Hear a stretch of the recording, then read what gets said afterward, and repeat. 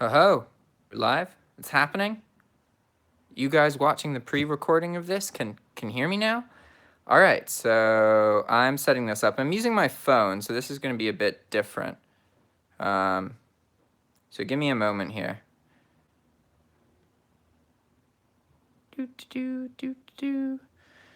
All right, sweet. So, all right, guys. Good to see you. Those of you who are watching this being recorded on a later date, not actually watching the live stream. For any of you who are actually listening, good job. I just started like 20 seconds ago, so that's surprising. So what I'm doing today is, in general, I need to be live streaming more, but I haven't figured out how to really get that into habit. And I really miss doing Game Boy work, which is something that I used to do a lot of, and that's what all this mess is. And it's something that I was doing, and when I'm doing this kind of stuff, it's all stuff I've done before, so it works really well for me to just do this and then have the computer up and I can have the chat open. So if you guys want to ask some like dropshipping questions or whatever, you can. But otherwise, I'm just here doing this Game Boy stuff and I'll be looking at the chat. So I'm going to pull that up and then I'm going to kind of narrate what I'm doing with the Game Boys. And I'm going to look at the chat every now and then and answer any questions that you guys may have. Alright? Cool. So, this is weird. I'm not used to the recording device being over there. It's like, I feel like a superhuman because I have two hands and I'm recording a video. It's freaking crazy. It's like that six-armed thing. That would be so cool right now. I could access so much stuff if I had 6 arms. Alright, so if I go to my Creator Studio, I've done so little live streaming. Alright, live streaming. Here we go. I should be able to see the chat from here. Oh man, does this still have my old... Huh. Oh, you can have multiple different live streams set up? That's so cool! Whoa! Alright, can I see the chat here? Hey, I can see the chat! Yes! Alright, great. Sweet. Okay, hello Maur, Edwin, Mark, Tova, Wilbur, Tyler, Phil, and Yude. What's up, guys? Wilbur says, how do you do all this crazy stuff? What do you think about?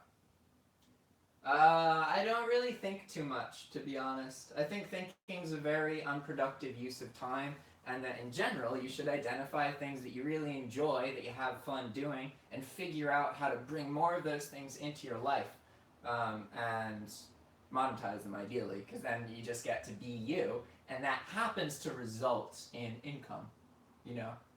But that doesn't just happen by luck, you know? You really have to have that in a plan and work for years towards that lifestyle. It's definitely not a sudden kind of thing, right? And Yude asks, what is my average profit margin doing bulk dropshipping? So this is, for me, this is kind of hard to articulate because there's a lot that goes on with my store. Like, it's really important to understand that, like, 1 month to the next, it's likely that like core foundations of the way that I dropship have changed. I'm constantly updating and changing things, and I've never gotten to a point where I've had one consistent strategy that I've used for multiple months straight. And that's why I'm very hesitant to answer questions like this, because like dropshipping is something that I do to create content and to bring stuff into my life and to connect with people. So a lot of the bulks from the reason that I do bulk and the reason that I dropship is specifically for those reasons. And then the money's just kind of something that's there sometimes, other times not. It brings cash flow into my life. So I earn most of my money from ad revenue on YouTube and the Udemy courses and affiliate links. Definitely not dropshipping. That being said, there are some occasions where I earn a lot of money dropshipping, but there are also occasions where it gets me into a lot of trouble, right? So it's not all that simple. Alright, so wow, there's actually like questions and stuff. I was supposed to be doing Game Boy stuff. Man, Tyler, I don't have Pokemon yet at the moment. So this is all stuff that I had from ages ago, like before I went to Nicaragua. So this is over a year old. I used to do this much more regularly. I love making like 10 of them at once. I love doing tons of things at once. I guess that reflects in my drop shipping now that I think about it. I haven't really made that connection before, but my point is that I used to be more into this, and in the act of acquiring the Game Boys, you often have games that get shipped to you as well, right? So I sold all of those. I don't have any Pokemon games, I'm sorry. But maybe after I sell a couple more and then start building it up again, then I will, and I'll let you know. So,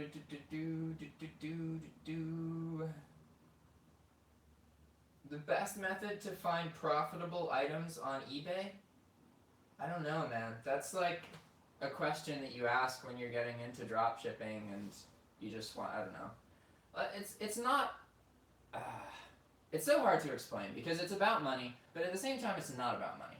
If you focus on the money now, chances are you'll get frustrated that you don't earn the money, so you stop and you'll never earn the money in the future. But if you focus on the bigger picture now, you focus on learning, educating yourself, and connecting with other individuals who dropship or do e-commerce or whatever. Like really, it's just about getting yourself to engage and interact with people like that, because then inevitably you become that way. You don't even have to really like worry too much if you just focus on the education. But most people can't do that, right? Most people want the money right now, and unfortunately, that's kind of hard to do, and it's quite unlikely that that's going to happen. So I don't know if that answers your question, but there's a lot of different ways that you can find profitable items. But it's not so much about that. It's about getting the experience so that you understand all the systems and you just know, right? You got to try things. You got to try different software, do all of that stuff. Okay.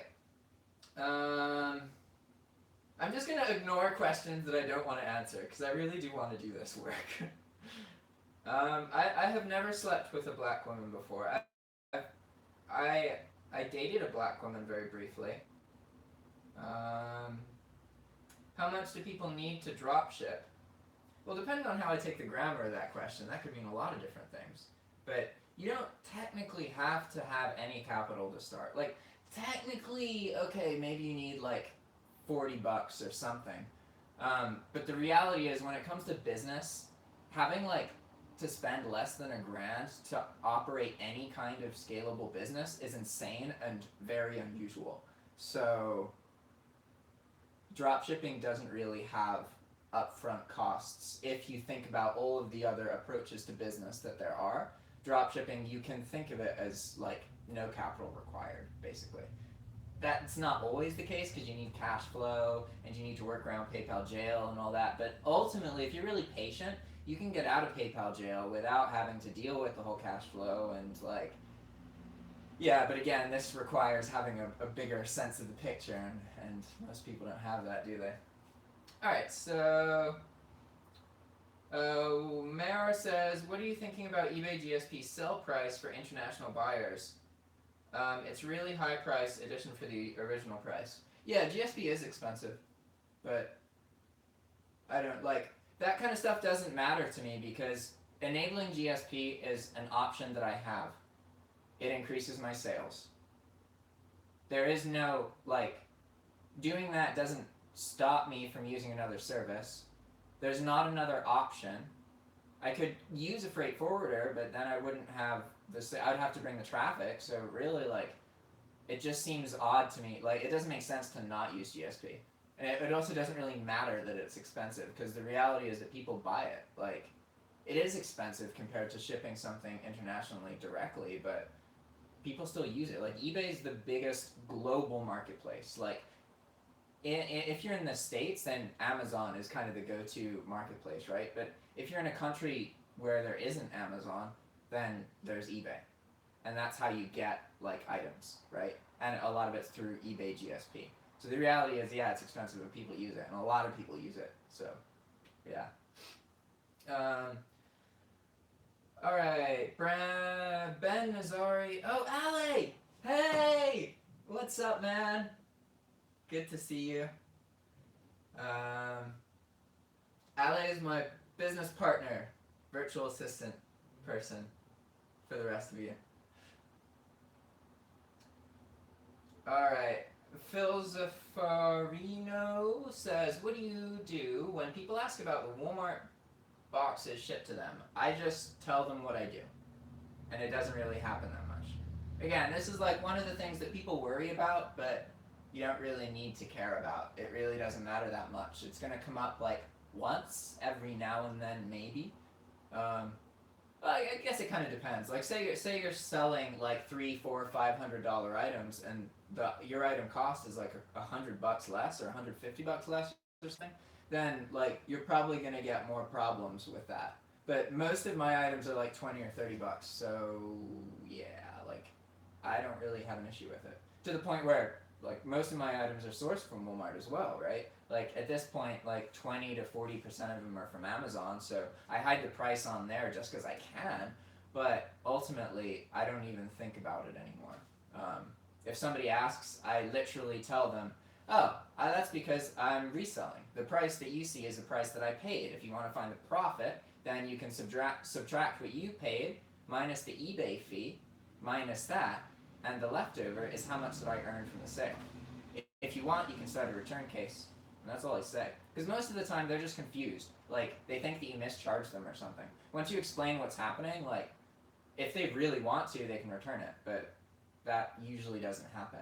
Like, most of the time, as long as you say, hey, this is what's going on, then they're like, okay, cool. Because you have to understand that from the buyer's perspective, like, they often assume that you're trying to fuck them over. So as soon as you show that you're willing to communicate and that you're trying to, then usually that goes a long way, as long as you communicate promptly. Because otherwise the buyer spends like a day, 2 days, 3 days with this perception, this preconception about you that isn't true, but because you failed to show them that it's not true, it built up in their mind, right? So that's a thing. Alright. Next, Ben Nazari says, do I know any good dropshippers in the UK? So the only UK dropshipper that I know somebody who does bulk in the UK, but I haven't talked to them personally too much. But Becky, for Broke to Boss Girl, she has a YouTube channel. You can actually, if you look in the description of most of my YouTube videos, there's a section that shows like other YouTube channels, and you can check that out. Her YouTube channel is Broke to Boss Girl, at least it used to be. I'm not sure what it is now. I think it's still that. People have a tendency of changing theirs, which is why I like having mine as just my name. Much easier that way, right? Alright. So, would I suggest registering in 9 states to become tax exempt?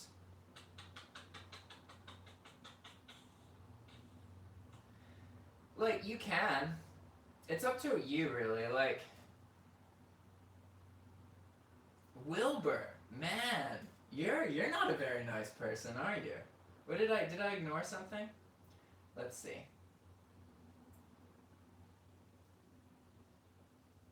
Bum bum bum bum bum.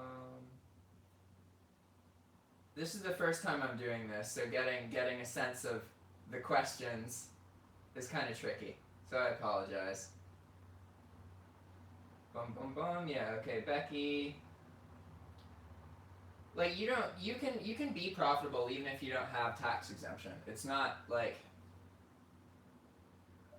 okay, in drop shipping, there's a lot of things that you can tip towards your favor or tip against you. And they usually start out tipped against you. So the more things that you can tip into your favor, the better. That doesn't mean that you absolutely have to get sales tax exemption in every possible way, but it does mean that if you do it and you're not breaking the law, then you have more things tipped in your favor. But it's really ignorant also to never try because you don't have tax exemption. Like, really it should be about the generation of experience and content. That's what's really important, right? Alright. Paul says, what do you do with the free shipping supplies coupon eBay provides you every quarter? So I'm getting back into using that. I didn't used to use it. I used it like once or twice and then got a bunch of shipping stuff that I still have. So I use the promoted listings credit that I get, but at the moment I've used it to buy tape, like eBay branded tape, which I don't have any in this room at the moment. but yeah, I don't use it that much. All right. Ben Nazari says, my eBay listings were at the top of the eBay search and were selling loads, but suddenly overnight they all disappeared. Do you know why?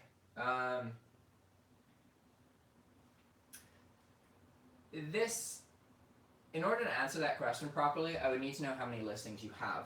The most common mistake that people make is that they think that they can expect equal results to the current amount that they posted. So somebody will post like 100 items and get 1 or 2 sales. And in their heads, they're like, okay, that means that if I post another 100 items, I'm gonna get 1 or 2 sales. It doesn't work that way. And what's really, really important is that you take a step back. You look at things a week at a time, a month at a time even, not a day at a time. And like, what I'm trying to get at there is that,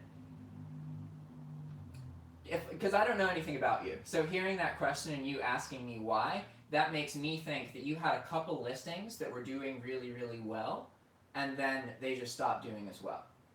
But most of your sales were coming from a small handful of listings.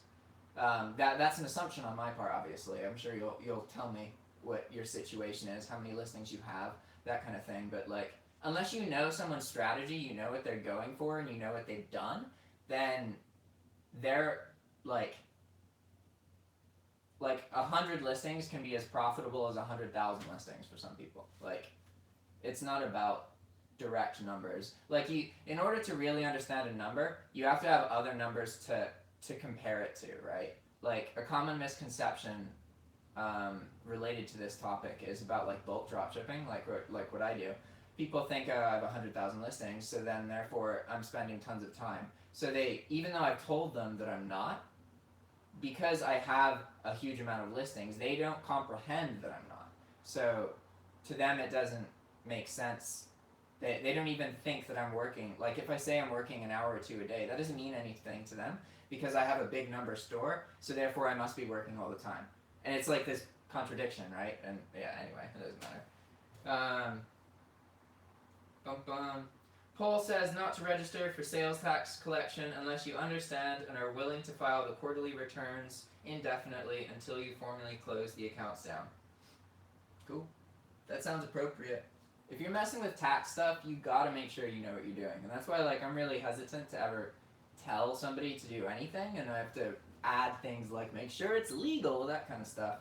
You like personally I pay it's called sales and use tax. So I make payments to the state that my business is registered in. But there's a lot that I need to like do to be more diligent about all of this now that I'm bigger and becoming more legit and that kind of thing. So, okay. Stephen Courtois says, my listings take around 10 days to appear in search results. Is that normal? It can be. It kind of depends. Like, it depends what eBay's currently going through. At the moment, like, they had a bunch of site stuff going on, and that's one of the reasons I was able to get my store fees refunded. Like, eBay in general made a lot of kind of, like, technical screw-ups with their mistakes, with their site that affected people's traffic. But honestly, like, it's that time of year, and it's the slow time of year, so that's when they do these changes anyway. So it's just all part of it, right? And that's kind of where I know that people want me to just be about dropshipping all the time, and I know that I could grow my channel faster if I wanted to do that. But the reality is that if you just focus on dropshipping, you're not going to change your life. Dropshipping alone cannot do anything for you. It's just one of the things that can. And ultimately, you're going to get to a point where you want to give up, where you're terrified, where you don't know what to do, where you think that it's not worth it, it's not worth your time, that you've made mistakes, that you should have made different decisions in the past. All these things will go through your head. And if you don't have something else to do, if you don't have some other outlet aside from just this belief that dropshipping alone is going to change your life, then it makes it really, really, really hard on your emotions. That's why like I do Game Boy stuff, and I do stuff on eBay, and I do these YouTube videos, and also why I don't want my channel to be just about dropshipping, because that isn't what makes my channel beneficial. Like, it is the information that I help bring closer to you guys, but ultimately I think that it's more about the positivity and the encouragement and the fact that like It's a reminder that this person's doing it, so that means you can. I mean, you guys can be way more systematic, way more diligent than me, right? I'm obviously not. I'm quite scattered. But me being able to be here means that you guys can as well, right? And could do it faster than me. And it's more about me showing you everything, not about me just educating you about dropshipping. But I understand that people are always going to want me to just make dropshipping stuff. And that's just how it is, so I'm not worried.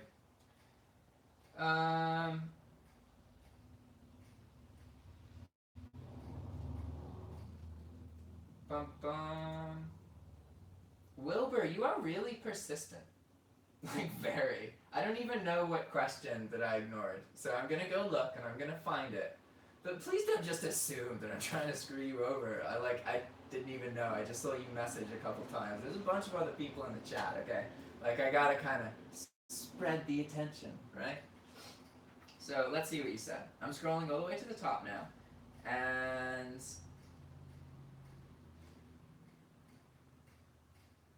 bum bum bum bum bum.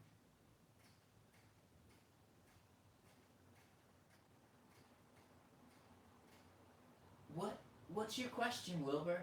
I got to the point where you're threatening to unsubscribe to me.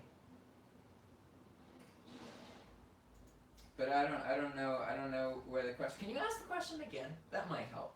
That might be very helpful. Oh. Okay, your question was, how do you know what is awesome? Okay, I understand. I see now. I thought you were saying that's awesome. I didn't realize that you were asking, because in the very beginning of this stream, I talked about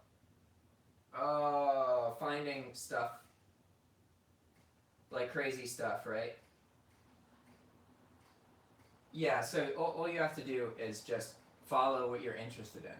And you're a young person, so as a young person, you are going to have interests, and you're going to lose interest. And most of the people around you are going to give you shit for losing interest, or they're going to give you a hard time for not sticking with an interest.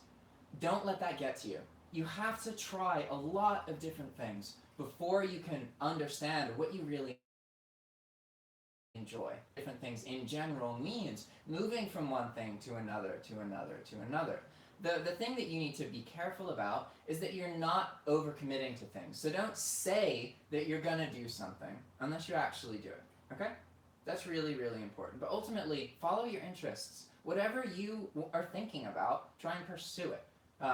Obviously, that's not always good because sometimes other things in life are very overwhelming, especially like relationships, home situations, that kind of stuff. But in general, you're going to find that as you progress through your interests, maybe you're interested in music, and then you're interested in cooking, and they have nothing to do with each other, right? And then you're interested in something else. And every time you get a new interest, what you're going to find is that instead of being less and less related to one another, they're going to become increasingly more similar until you eventually get to a point where each thing that you do satisfies multiple other parts, right? Like right now, I have all this Game Boy stuff around, so I can just work on this. But I'm also connecting with you guys and growing my YouTube channel, so that's two specific interests to me as an individual, right? I want to make video games and expose myself to game content, so being around this is relevant.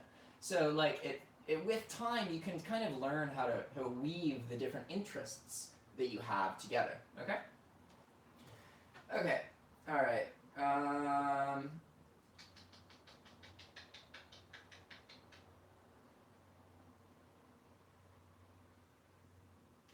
Best Zeki says, thank you. You know, it would be funny if Wilbur left, actually, after I explained all of that. Because that's an honest question. I feel bad. I didn't realize that now. But that's okay. He said somebody's dumb, so I'm assuming he left after that. Dropship Jason says, hey dude, how long have you been doing eBay dropshipping, and when did you get your first 5K profit month?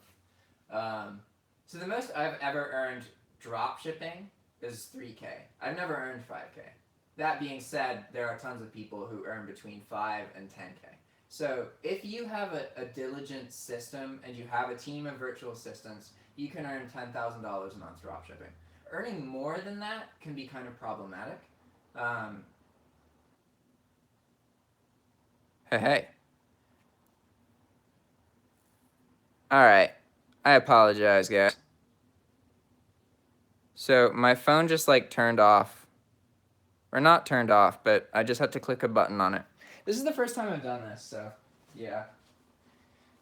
I'm replacing a speaker now though.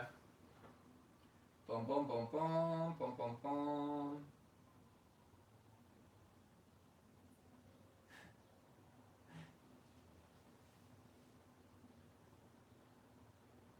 Best Zaki. So you should be able to see me again. If you want to ask anything, go ahead. I'm just gonna do this and then I'll look there. I'm replacing the speaker in the Game Boy. Ah. Alright.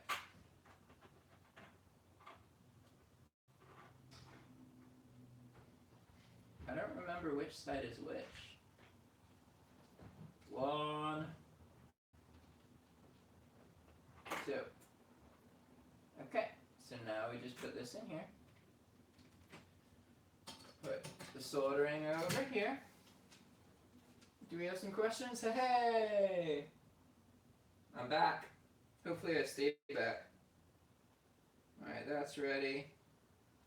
So now, which way would this go? Okay. I'm just going to guess which wire goes where here.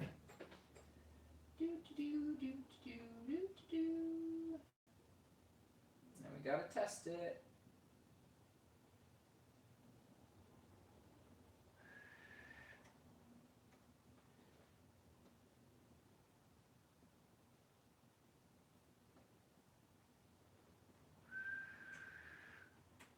Okay. Did that work? Now I just gotta plug this in. Theoretically, it'll make a loud dinging noise.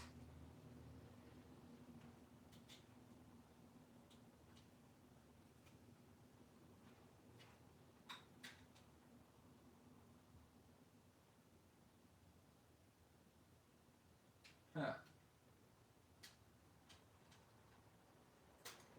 Seems to have a short at the moment. That's not good. Is that what happens if you put the speaker wires backwards? I assume the speaker just wouldn't work. Oh no, it's fine. Oh, there was no noise at all. Alright, I think I put the wires backwards. Should be a ding, right? Gah. Alright. Let's do that again. Alright, well that should be pretty easy to fix.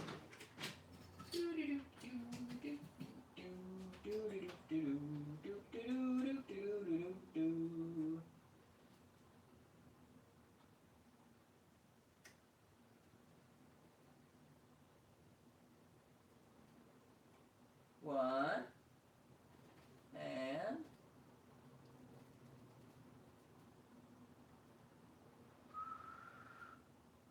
two. Okay. I flipped the wires, so now it should work. I'll look at your question in a second, Zaki, okay?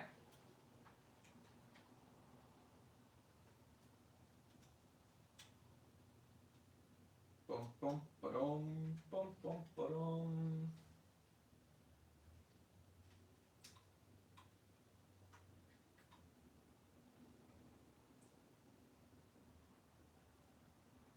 Ah. I'm so confused.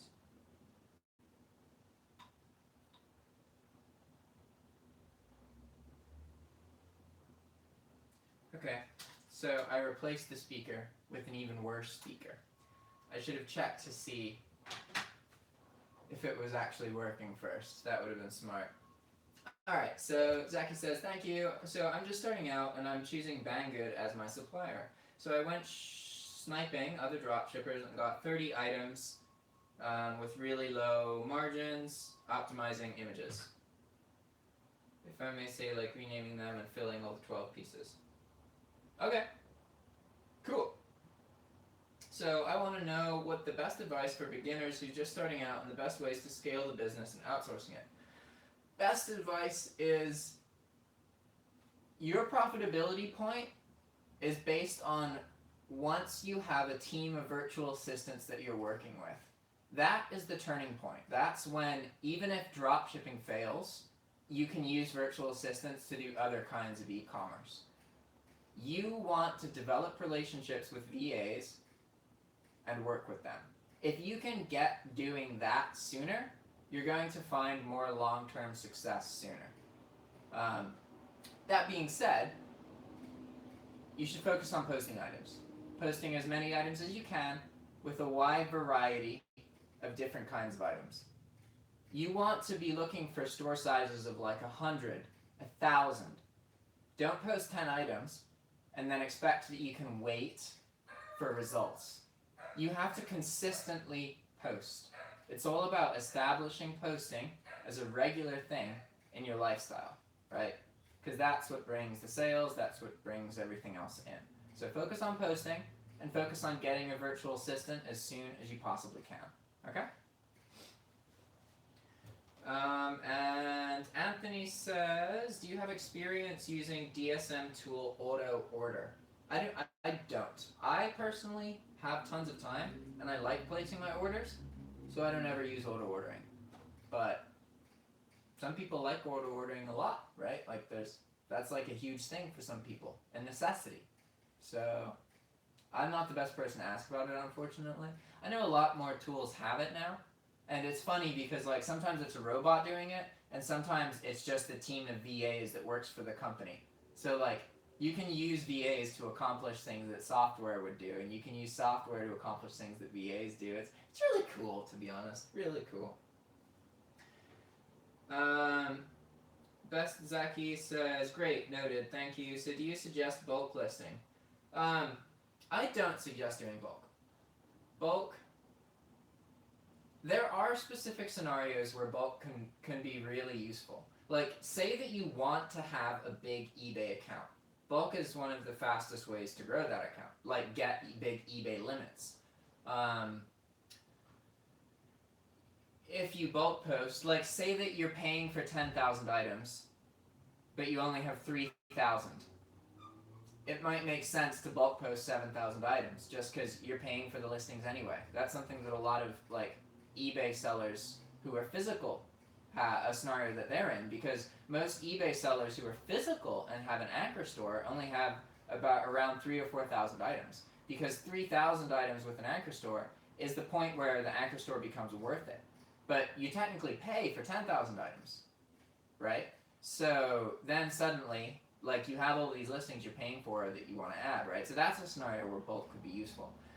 Bulk can also be useful to do market research, because you can just like bulk post a certain price margin or a certain category just to test the waters, and then based on the results you go in, right? So like that's one thing that I'm doing now is this concept of like I have bulk listings that are renewing, right, if they don't sell, but then the items that sell, they're being optimized, so then there's this like optimized store being grown within the bulk store, right? It's kind of interesting. And then Besaki says, just taking my time to ask you because I know I won't have this occasion always. I appreciate that. So I should be live more often, but like, I don't know. It depends. Now I have to replace this speaker with an actual working speaker. So that means that I need to isolate an actual working speaker. Those are over here.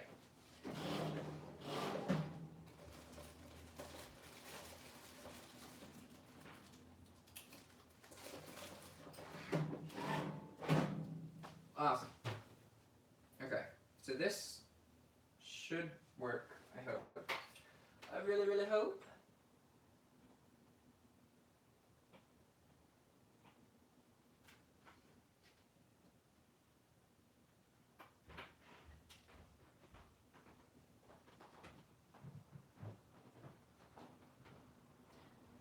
Okay, there's my speaker. Here's my Game Boy.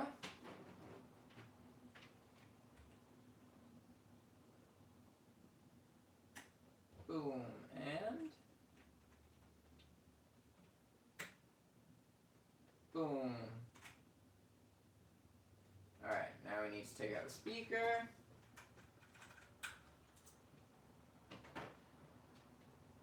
Bum bum ba da dum bum ba da dum bum bum. Put in the new speaker. Oh, I put the speaker in upside down. No! That was a mistake. Okay. New speaker. Come on, buddy, you can do it. There we go. Yeah, alright. Now, this one. I did it backwards last time, didn't I? Oh no! I always forget the speakers are magnetic. And so I have the really hot soldering iron tip right next to it. Ba-ba-da-bum, ba-bum, ba-bum, ba-bum, ba-bum. There we go. Okay, good. Stay still. Stay still. Whew. And then you. Okay. I have a feeling I did this backwards again. So now let's test it and see. Bum bum bum bum bum. Oh hey, cool. More questions. Do do do. Hey, look at that. There's way more. All right, give me a second, guys. I gotta test this. I actually have to go in 10 minutes. I got a Skype call. Do do do. Oh! That sounded as loud as it should be. Ho-ho!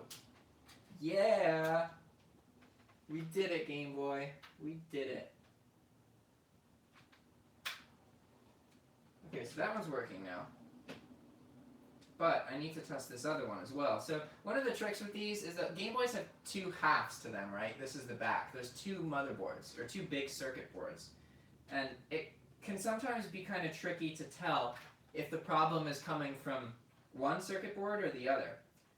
Because there's some problems that can only happen on one circuit board, whereas there's other problems that can happen on both of them, which can be really frustrating.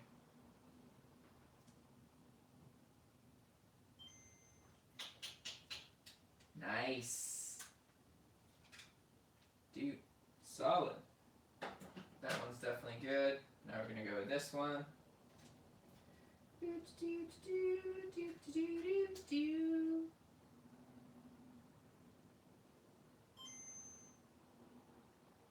Oh. Cool. I'm impressed. So there's one more I got to test, but I'll do that later. Those are both good. That's good. We're just going to put this right here. Okay. Now let's look at question. Luck. There's a couple different things you can do right now, but none of them are great solutions. It's almost impossible to completely eliminate Vero. You can check against things, but ultimately eBay doesn't provide you with a master list that includes everything. So they have this profile on their website called the Vero Participant Profiles, and you can go look at that, but the reality is it's not complete, and it's not shown to you in a format that you can easily apply to your listings. And for me, the company that screwed me over, which is Global Keratin or GK Hair, they don't even have a Vero rights profile. So like that gives you some sense of the Vero program. And this is why I'm working on software to address this issue, but that's not ready yet. And it's probably going to be like a month or two before that comes out. So yeah, I don't know what to tell you right now. There are options, but none of the options are that great, because ultimately, like, you have to have a community that's working together and is communicating when they get a Vero strike so that everybody else can be immune to it. That is what's necessary to become immune to Vero. That doesn't really database, right?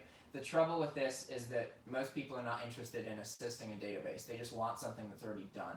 So sorry guys, it died again. I'm back. but I gotta leave in a minute. So it seems that every like 20 minutes it dies for some reason.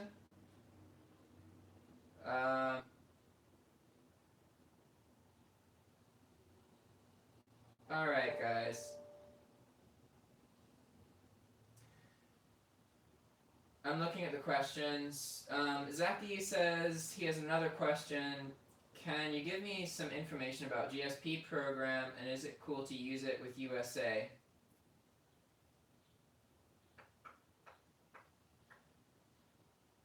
But it can become less viable because if something goes... Okay, guys, so my phone keeps disconnecting and reconnecting, and it's really irritating. And I have no idea why, but I have to end the live stream. I apologize, but wait, no, there's one more question. One more question I need to ask, or answer.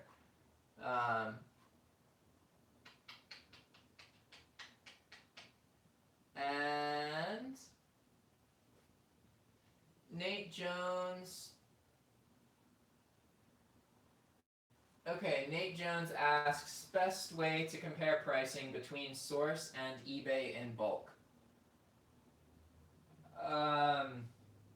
I honestly don't know too much about product research. I can tell you the names of product research tools that you can look into that might help, okay? There's Terapeak, which is like integrated by eBay, and that's probably your cheapest option. There's also ZikAnalytics, and there's something called Chili Hunter, I think is the name. So you can check all of those out.